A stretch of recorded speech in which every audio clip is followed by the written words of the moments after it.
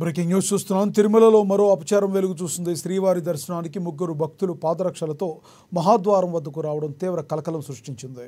వీరు Vaikuntham queue complex నుండి పాదరక్షలు ధరించి వచ్చారు.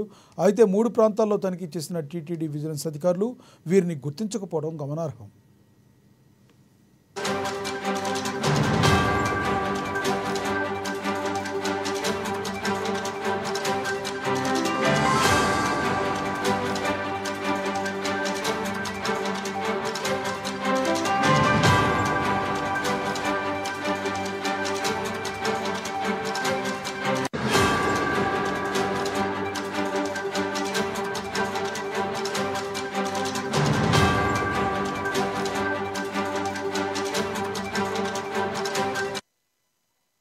ప్రముఖ పుణ్యక్షేత్రం తిరుమలలో భద్రతా లోపం మరోసారి బయటపడింది.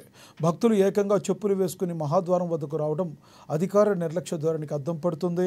వైకుంఠం క్యూ కాంప్లెక్స్ నుండి వీరు పాదరక్షలు ధరించి మహాద్వారం వద్దకు చేరుకున్నారు.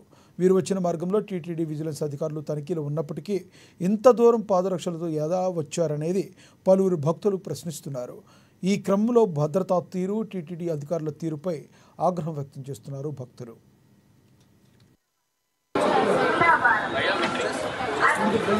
హరిప్రసాద్